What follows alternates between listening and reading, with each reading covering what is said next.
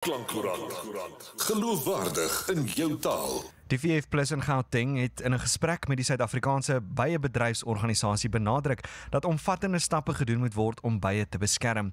Konferensiegangers is daarop gewys dat sowat 1/3 van alle voedsel wat geëet word direk staat maak op die bestuiving van bye. Ek sluit nou aan by die VF+ se voorsitter van die Komitee vir Landbou, Landelike Ontwikkeling en Omgewing in die Gautengse wetgewer Jaco Mulder. Jaco, goeiemiddag. Goeiemiddag. Jaco, kan jy dalk vir ons 'n opsomming gee van wat tydens die konferensie bespreek is en hoekom bye so belangrik is?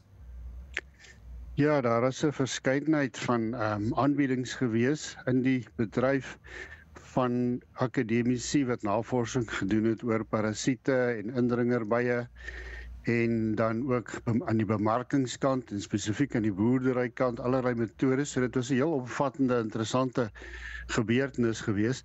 En ek moet self sê dat ek self nie besef het wat die omvang en die belangrikheid en die noodsaaklikheid van bye in ons samelewing is nie. Ek dink werklik waar elke luisteraar kan gerus gaan bietjie navorsing doen. Ons is so gewoond daaraan om harde politiek te bedryf oor wat die mensdom sou bedreig, maar die reuse rol wat bye as bestuivers speel in die toegevoegde waarde tot die voedselketting van die mens is absoluut onmisbaar. Hoe belangrik is bye se bestuiving of die bestuiving vir voedselproduksie?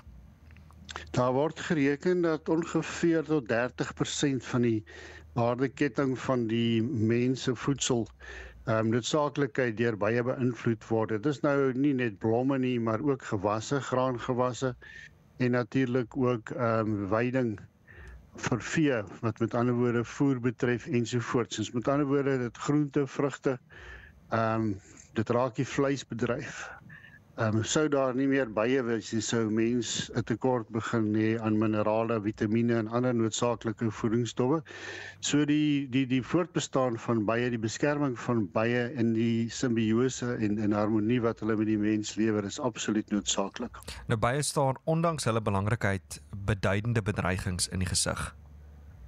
Ja, daar is ontsettende bedreigings. Uiteraard is daar die migrasie van mense oor die aarde, die feit dat mense so maklik rondbeweeg, beteken dat daar talle insekte saam met hulle rondbeweeg wanneer hulle reis. Daar is byvoorbeeld indringerbye en perdebysoorte wat Suid-Afrikaanse bye bedreig. Dan is daar natuurlik gifstowwe wat vir boerdery en ander dergelike redes gebruik word wat bye bedreig. Dan natuurlik verstedeliking, waar grondgebruik aangewend word sonder dat daar omgewingsimpakstudies gedoen is, en as ek kan terugkom na Gauteng toe, veral omdat dit 'n hoë digtheid bewoningsprovinsie is daar baie besoedeling wat dan ook bye bedreig. En dan moet ek ook net sê, een van ons grootste krisisse is die feit dat navorsers aan die ouer word kundiges en dat daar nuwe navorsing gedoen word in hierdie bedryf nie, wat uiteindelik kan lei tot 'n groot krisis. Nou, wie se verantwoordelikheid is dit om die bye te beskerm, veral in Suid-Afrika en Gauteng? Wel, uiteindelik die publiek, ek dink daar moet 'n groot bewuswording veldtog geloods word. Die VF+ sal hom daarvoor beywer om die departement van landbou te beweeg om dit daarbey betrokke te raak.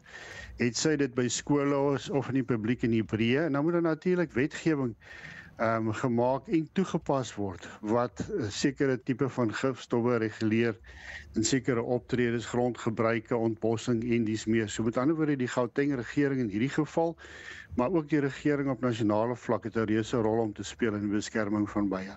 Jaco, dankie vir jou bydrae vandag en 'n heerlike middag verder hê. Dankie, selfde. Is Jaco Mulder. Hy is die VF+ se voorsitter van die Komitee vir Landbou, Landelike Ontwikkeling en Omgewing in die Gautengse wetgewer.